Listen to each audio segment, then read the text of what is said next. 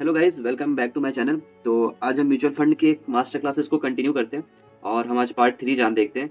तो इससे पहले मैंने 2 पार्ट और बना रखा है म्यूचुअल फंड का, तो आप उसको जरूर से जरूर विजिट कीजिए। म्यूचुअल फंड का मैंने उसमें 2 पार्ट में बताया है म्यूचुअल फंड काम कैसे करता है और किन किन फैक्टर्स को देखना है, बेसिक क्या क्या फैक्टर्स है जिसको हम लोग म्यूचुअल फंड में जरूर देखना है। तो आज उसका पार्ट 3 है। पार्ट 3 में हम और भी कुछ कुछ पॉइंट्स है जिनके बारे में हम जरूर इस पार्ट्स में देखेंगे और देखेंगे कि ये क्या होता है, इसका क्या वैल्यू है और इसको हमें क्यों ध्यान में रखना है। क्यों हम जब किसी म्यूचुअल फंड में अप्लाई करते हैं तो इन चीज़ों को, बीटा हो गया, शार्प रेशियो हो गया, सॉरेंटो रेशियो हो गया, एग्जिट लोड, ये सब चीज़ें हमें जरूर से जरूर पता होना चाहिए ताकि हम अगर कभी भी किसी म्यूचुअल फंड में इन्वेस्ट कर रहे हैं तो हमें क्लियर मतलब समझ में आए कि क्यों आखिरकार मैंने इस म्यूचुअल फंड को चूज करा। क्योंकि म्यूचुअल फंड ना बहुत तरह के होते हैं, तो हमें म्यूचुअल फंड को सेट करने के लिए इन चीज़ों को पता होना चाहिए। तो हमने पिछले क्लासेस में अल्फा बताया था आपको, अल्फा बताया था, एक्सपेंस रेशियो बताया था, स्टैंडर्ड डेविएशन बताया था। तो आप पार्ट 2 को जरूर से जरूर विजिट कीजिए। आप पार्ट 2 को इससे पहले मैंने चैनल पे मिल जाएगा आपको, पार्ट 2 को विजिट कीजिए। तो आज हम पार्ट 3 के बारे में जानना चाहते हैं। तो चलते हैं, देखते हैं पार्ट 3 में पहला। तो सबसे पहला क्या है पार्ट 3 में? पार्ट 3 में देखते हैं। तो पहले हमने क्या अल्फा बताया था आपको ना, अल्फा। तो अल्फा बताया था। तो अल्फा और बीटा, आपको ये वो मैथ्स वाली टर्म है अल्फा बीटा, बट यहाँ क्या है ना, ये स्टॉक मार्केट है तो आपको यहाँ पे अल्फा बीटा का अलग वैल्यू है। तो अल्फा मैंने आपको बताया था कि अल्फा क्या होता है। तो अल्फा क्या होता है ना, कि मैंने आपको बताया था कि अल्फा हम देखते हैं कि बेंचमार्क से मेरा जो फंड है, जो मैंने फंड को सेलेक्ट करा, वो फंड बेंचमार्क से कितना ऊपर गया है, वो मुझे अल्फा बताता है। जैसे अगर मेरे को मान के चलो, अगर मेरा अल्फा +3 है या +5 है, तो ये क्या बताता है, +3 और +5 ये बताता है कि मेरा बेंचमार्क जो है, जो मैंने बेंचमार्क, मेरा जो फंड का बेंचमार्क होता है, जैसे मान लो किसी फंड का मैं बात करता हूँ, मैं अगर एसबीआई का बात करता हूँ, एसबीआई का स्मॉल कैप फंड की बात करता हूँ, मैंने आपको स्मॉल कैप लार्ज कैप सब बताया था। तो स्मॉल कैप फंड की बात करता हूँ तो इसका एक ना क्या होता है, इसका एक इंडेक्स होता है, जिस इंडेक्स को ये फॉलो करता है, इंडेक्स होता है, चाहे वो निफ्टी हो, निफ्टी 50 हो। तो ये क्या होता है, इंडेक्स फंड को ये फॉलो करता है, मतलब फॉलो इन द सेंस इसको एक बेस मानता है। तो इस बेस से वो कितना ऊपर रिटर्न दे रहा है, अगर निफ्टी 50 10% दे रहा है तो इस बेस से कितना ऊपर दे रहा है, +3 मतलब क्या हो जाएगा, इसने 13% रिटर्न दिया है। अगर वही सेम +15 मतलब +5 मतलब क्या हो जाएगा, ये 15% पॉजिटिव, इससे ज्यादा, मतलब इसके से 10% से लेके +15 और +3 ऊपर दिया है। तो ये मेरा अल्फा बताता था, अल्फा बताया था। इस क्लास में हम क्या देखेंगे, इस क्लास में हम बीटा से कंटिन्यू करते हैं। तो बीटा क्या होता है, ठीक है, तो बीटा को देखते हैं। तो बीटा क्या बताएगा ना, अल्फा बताएगा कि कितना ज्यादा दिया, बीटा बताता है कि क्या मूवमेंट रहा है मार्केट के साथ, मेरा फंड का क्या मूवमेंट है, मतलब मेरा जो फंड है, जिस फंड को मैं देख रहा हूँ, वो फंड कैसे मूव कर रहा है, वो फंड कैसे मूव कर रहा है with respect to market, market के साथ वो कैसे मूव कर रहा है। अगर मार्केट में वॉलेटिलिटी है, मार्केट मूव कर रहा है, काफी ज्यादा मूवमेंट हो रहा है, तो मेरा फंड का क्या मूवमेंट है ये मेरे को बीटा बताएगा। तो बीटा मेनली क्या होता है ना, आप देखो, जैसे मैं एग्जांपल दिखाता हूँ। अगर मान लो बीटा का वैल्यू किसी फंड का 1 दे रखा है, तो इसका 1 का क्या मतलब है कि जो फंड है, वो मेरा जो फंड है वो मार्केट के साथ मतलब इक्वल में मूवमेंट चल रहा है, मतलब जैसे मार्केट मूव कर रहा है वैसे मेरा फंड में मूव कर रहा है। अगर मार्केट में ग्रोथ है, अगर मान लो बेंचमार्क में ग्रोथ है तो मेरा फंड में भी ग्रोथ होगा, ठीक है। अगर बेंचमार्क में थोड़ा सा डाउन हुआ उसके बाद, तो मेरा बेंचमार्क में भी डाउन होगा। तो ये क्या है, बीटा इज इक्वल टू 1 ये बताता है कि मेरा मार्केट और ये सेम मूव कर रहा है। अगर बीटा, अगर दूसरा कैसे बताऊं, अगर बीटा जो तुम्हारा है, अगर ये 1.5 दिखा रहा है, 1.5 मतलब क्या है कि 50% मतलब 50% मोर मूवमेंट हुआ है फंड में मार्केट के कंपैरिजन में। मतलब क्या देखने को मिल रहा है, अगर बीटा 1.5 है तो मतलब 15% मोर मूवमेंट हुआ फंड में मार्केट के कंपैरिजन में। मतलब अगर 1.5 मतलब 1 से ज्यादा है, 1 होता है तो सेम मूवमेंट है, 1 से ज्यादा है तो क्या है 50, मतलब 50%, 0.5 है ना तो 50%, 0.3 होता है तो 30%, 0.2 होता है 20%, ऐसे करके ये बता रहा है कि ये क्या है, मार्केट से ज्यादा मूव किया है, मतलब बीटा अच्छा है मेरा। अगर वही सेम मैं इसको रब करता हूँ अल्फा को, एक सेकंड।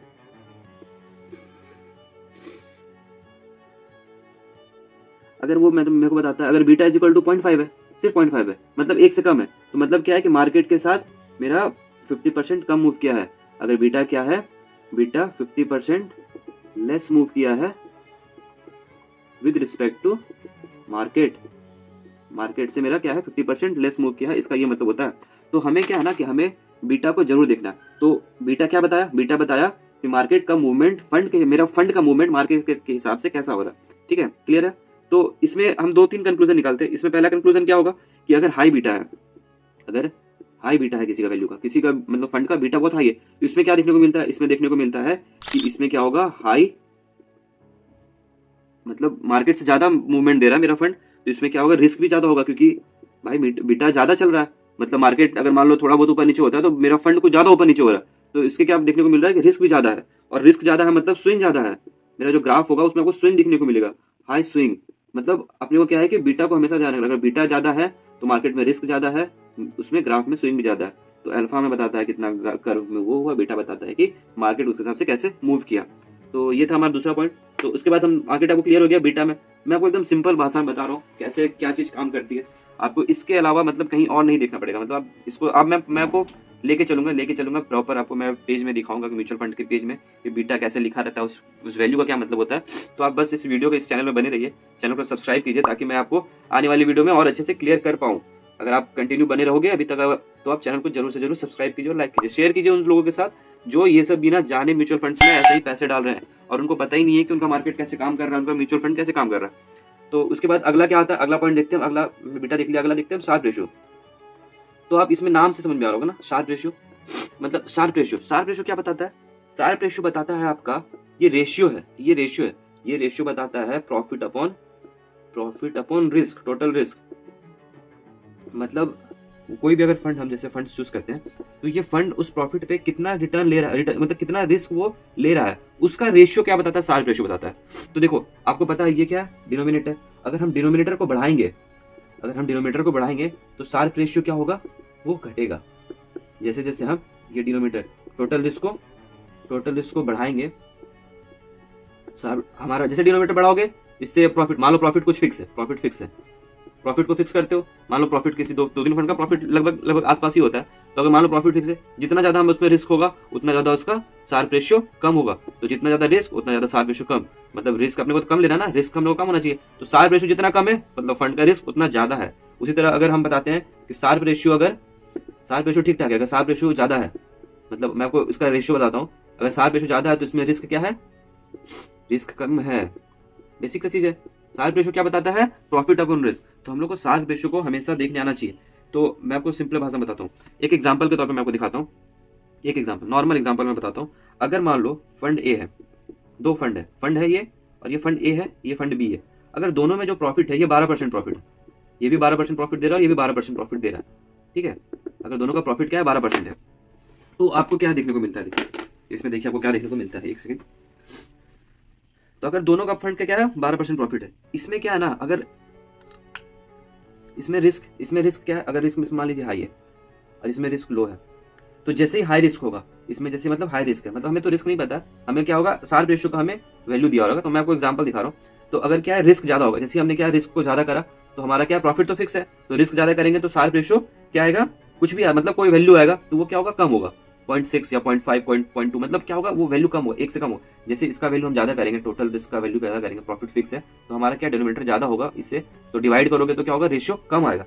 और जैसे इसका वैल्यू लो करेंगे, प्रॉफिट ज्यादा है तो इसका वैल्यू 1 पॉइंट समथिंग आएगा, 1 पॉइंट मान लो 2 आ गया। तो ये क्या आपका शार्प रेशियो का वैल्यू है, ये आपका शार्प रेशियो। तो इससे आपको क्या देखने को मिल रहा है? इससे आपको सिंपल सा चीज देखने को मिल रहा है कि जो फंड ए है उसका जो शार्प रेशियो है ये कम है, इसका शार्प रेशियो कम है। इसका मतलब क्या है? इसमें ज्यादा रिस्क है, मतलब रिस्क हाई है। ये क्या था? हमारा रिस्क था, ये रिस्क हाई है। अगर वही फंड रेशियो जो फंड बी है उसमें अगर शार्प रेशियो ज्यादा है तो उसमें क्या है? रिस्क लो है। तो हम लोग शार्प रेशियो को हमेशा देखेंगे, अगर शार्प रेशियो जितना ज्यादा है, ग्रेटर देन 1 है तो बढ़िया है, गुड है कि नहीं? अगर शार्प रेशियो ग्रेटर देन 1.5 है तो वेरी गुड है, वेरी गुड, बहुत अच्छा। जितना ज्यादा मतलब वैल्यू आ रहा है मतलब उसका रिस्क क्या है? कम है, तभी रेशियो बहुत ज्यादा आ रहा है। तो जितना ज्यादा, अगर शार्प रेशियो लेस देन 1 है तो ये क्या है? बैड है, मतलब क्या है? रिस्क ज्यादा ले रहा है, रिस्क इसमें हाई है। तो आपको शार्प रेशियो को जरूर से जरूर ध्यान में रखना है। किसी भी फंड को अगर हम कलेक्ट वो देखते हैं तो उसमें शार्प रेशियो को हम जरूर देखते हैं कि शार्प रेशियो का वैल्यू कितना ज्यादा। तो मतलब शार्प रेशियो हमेशा क्या होना चाहिए? ज्यादा होना चाहिए, तब हमारा रिस्क क्या होगा? रिस्क कम होगा। तो ये था हमारा तीसरा पॉइंट, ठीक है। शार्प रेशियो आपको क्लियर हो गया क्या होता है शार्प रेशियो, कैसे काम करता है, हम लोग मैंने एग्जांपल से दिखाया आपको। दो फंड को हम देखेंगे, मैं आपको एक चीज जो है ना, ये मैं हर एक चीज आपको फंड में लेके जाऊंगा प्रॉपर, मैं आपको दिखाऊंगा म्यूचुअल फंड में कैसे लिखा रहता है, आप लोग को कैसे देखेंगे। तो आप बस चैनल में वीडियो में बने रहिए, तो मैं आपको उसको चीज को दिखाऊंगा। तो अगला पॉइंट में हम आते हैं। अगला पॉइंट, वीडियो काफी लंबी हो जाएगी तो मैं अगला पॉइंट जल्दी से जल्दी आपको क्लियर करता हूँ। तो मैं इसको रब कर दिया क्योंकि हमें बोर्ड पे ही देखना है तो हमें इसको रब करना ही पड़ेगा। तो अगला पॉइंट क्या है? अगला पॉइंट है सॉल्वेंटी रेशियो। तो ये देखो, ये बहुत आसान चीज है, ये भी वही है, ये भी क्या है? रेशियो है, सॉल्वेंटी रेशियो है ना। ये क्या है? ये भी रेशियो है। बट ये क्या रेशियो क्या होता है ना, ये सिर्फ जैसे देखो हमने क्या एक्सपेंस रेशियो में, शार्प रेशियो में क्या था, हम ऊपर नीचे पॉजिटिव भी अगर क्या फंड हमारा पॉजिटिव जाता है, कभी नेगेटिव जाएगा, कभी ऊपर जाएगा, कभी नीचे आएगा, तो क्या हम इस दोनों को देखते हैं। बट सॉल्वेंटी रेशियो में क्या होता है ना, हम इसमें रिटर्न जो होता है, रिटर्न और प्रॉफिट बाई सिर्फ बैड, मतलब बैड और नेगेटिव मूवमेंट, सिर्फ इसका रेशियो देखते हैं। मतलब हमें पॉजिटिव से मतलब नहीं है, हमें क्या है पॉजिटिव से मतलब नहीं, हमें नेगेटिव को देखना है। तो हमने क्या ना सिर्फ लॉस को देखना है। तो क्या है कि कभी कभी क्या होगा कि किसी किसी फंड में मान लो समटाइम्स क्या, समटाइम्स आपको दिखेगा कि 10% पॉजिटिव गया, कभी दिखेगा कि 10%, 10 क्या 15% पॉजिटिव गया। तो ये कभी कभी आपको ऐसा दिखेगा, कभी कभी आपको क्या दिखेगा, समटाइम्स दिखेगा कि +5%, सॉरी -5% गया, -7% गया।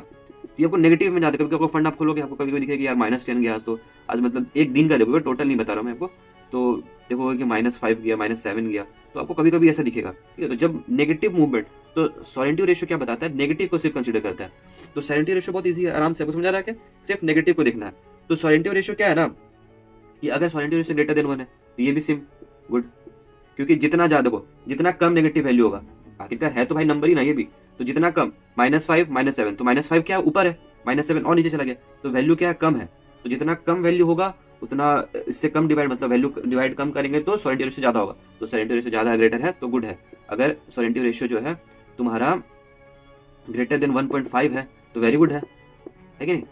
तो क्या है कि जितना मतलब, जितना -5 और -7 में कौन बड़ा है, -5 -7 तो और नीचे चला गया ना, -12 और नीचे चला गया। तो जितना नीचे का वैल्यू हम बढ़ा रहे हैं सोरेंटिव रेशियो उतना घट जाएगा। तो सोरेंटिव रेशियो जितना घट रहा है फिर उतना ज्यादा वो रिस्क है। तो सोरेंटिव रेशियो अगर लेस देन 1 है तो ये क्या हो जाएगा, बैड हो जाएगा। मतलब ये अपने को ध्यान में रखना है। सोरेंटिव रेशियो क्या देखना है कि सोरेंटिव रेशियो क्या होना चाहिए, ये हमारा, ये भी हमारा ग्रेटर होना चाहिए। तो इसके लिए हमारा क्या है, ये चीज को हम जरूर ध्यान देंगे कि रिस्क का मतलब नेगेटिव रिस्क जो है, नेगेटिव वाला वो ज्यादा होगा, तो ये सोरेंटिव रेशियो अपने आप में ज्यादा होगा। ठीक है, ओके क्लियर। तो हमने ये 2 पॉइंट आपको समझा गया, सोरेंटिव रेशियो क्या हो गया, शार्प रेशियो समझा गया। शार्प रेशियो में हम दोनों पॉजिटिव नेगेटिव टोटल देखते हैं, मूवमेंट क्या है, टोटल रिस्क कितना लिया। सोरेंटिव रेशियो में देखते हैं कि नेगेटिव मूवमेंट क्या है। तो हमें इस चीज को ध्यान में रखना है। दोनों में क्या ध्यान रखना है कि दोनों ज्यादा होना चाहिए, जितना ज्यादा होगा उतना ही अच्छा है हमारे लिए। अगला पॉइंट पे आते हैं, इसको रफ करते हैं वापस से। अगला पॉइंट आता है तुम्हारा एग्जिट लोड। अब क्या होता है ना, देखो मैं बहुत लोगों को सुना हूँ कि उनको मैं क्या उनको देखता हूँ ना कि मैं वो म्यूचुअल फंड में पैसे डालते हैं और कुछ टाइम हुआ फिर वो क्या करते हैं, बोलते हैं यार कि कुछ प्रॉफिट वॉफिट दिख नहीं रहा मेरे को, मार्केट का डाउन ही दिख रहा है, नेगेटिव पे नेगेटिव जा रहा है। क्या करते हैं वो महीना 1.5 महीना रखे और पैसे निकाल लिए। कोई कोई तो होते हैं यार परसों आज इसमें डाले, किसी को फिर कभी वीडियो यूट्यूब पे वीडियो देखा, उनको लगा यार आज तो यार फ्लेक्सी कैप से हटा के यार स्मॉल कैप में डाल देते यार मार्केट, तो वो तो तुरंत फ्लेक्सी कैप से निकाल के स्मॉल कैप में डाल देंगे 2 दिन में। फिर वो सोचेंगे यार फ्लेक्सी कैप से हटा के यार कुछ पैसा उसमें डाल देते हैं, फिर कुछ 2-3 दिन में दिमाग उनका वीडियो देखेंगे और फिर वो चेंज करेंगे। तो ये ना सबसे गलत चीज है, एग्जिट लोड लगता है। ये ना हमेशा ध्यान रखना आपको, एग्जिट लोड हमेशा म्यूचुअल फंड में लगता है। ये एग्जिट लोड बहुत मतलब आपके पैसे को शिफ्ट करने से रोकता है। मतलब क्या है ना कि एग्जिट देख रहे हो ना, नाम समझ रहे हो, एग्जिट लोड। अगर आप एग्जिट कर रहे हो तो उसमें क्या है, आपको चार्जेस देने पड़ेंगे। तो एग्जिट लोड ना आपको मैं दिखाऊंगा कैसे, मतलब हर फंड में होता है, मैं आपको स्क्रीनशॉट दिखाता हूँ, देखो आप देख सकते हो। तो एग्जिट लोड क्या होता है ना, एग्जिट लोड बेसिकली मोस्टली क्या होता है, मोस्टली आपको देखने को मिलेगा एग्जिट लोड, अगर आप 1 साल से अगर किसी भी फंड में अगर मोर देन 1 ईयर, मतलब 1 साल से अगर ज्यादा रखते हो, 1 साल से, तो क्या होता है ना इसमें नो एग्जिट लोड, मतलब एग्जिट लोड नहीं होता, नो एग्जिट लोड। अगर 1 साल से ज्यादा अगर फंड में पैसे को रख रहे हो तो क्या होता है उसमें एग्जिट लोड नहीं लगता। बहुत से मतलब मैक्सिमम केस में दिखेगा, लिखा रहेगा आपको 1 साल लिखा रहेगा या 365 डेज लिखा रहेगा, 364 डेज लिखा रहेगा।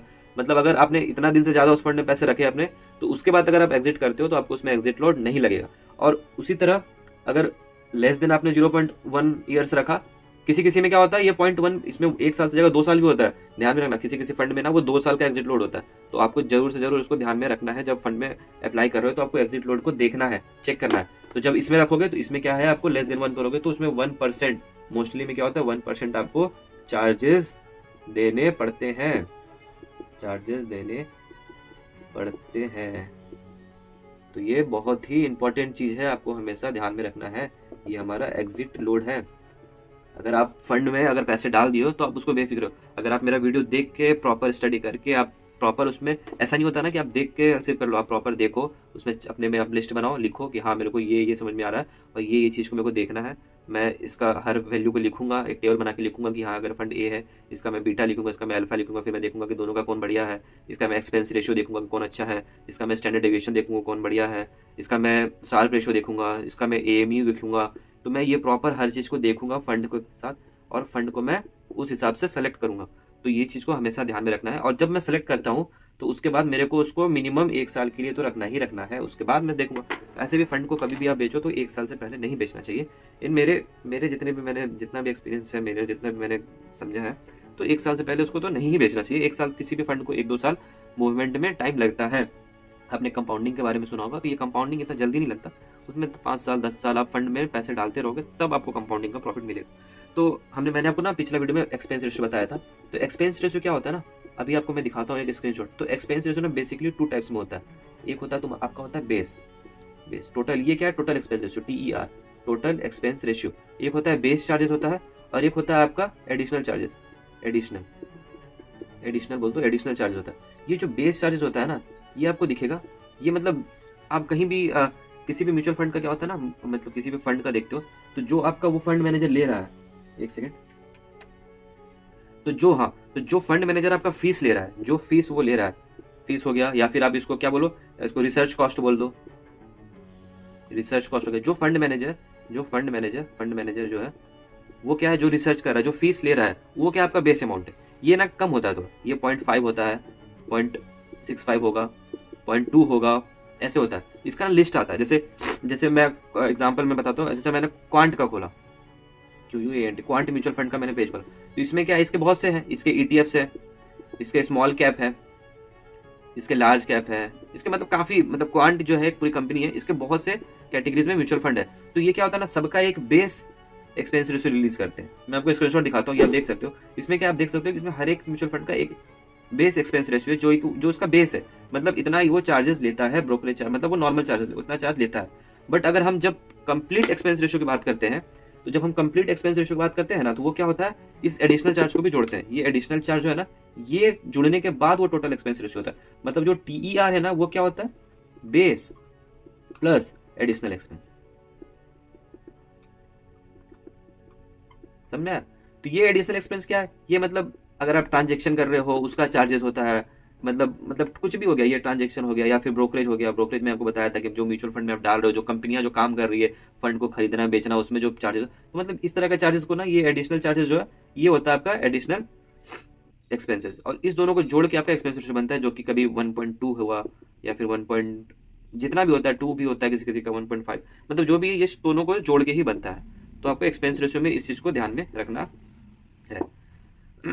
तो मैंने इस वीडियो में आपको बहुत सी चीजें बताई। मैंने आपको बीटा समझाया, सार रेशियो समझाया क्या है, सॉलिडिटी रेशियो समझाया क्या है, एग्जिट लोड मैंने बताया आपको 1 साल और 1 साल से ऊपर का देखना है। एक्सपेंस रेशियो मैंने आपको 2 टर्म, बेस TER और टोटल TER मैंने बताया, base plus extra charges, 2 additional charges लगते हैं।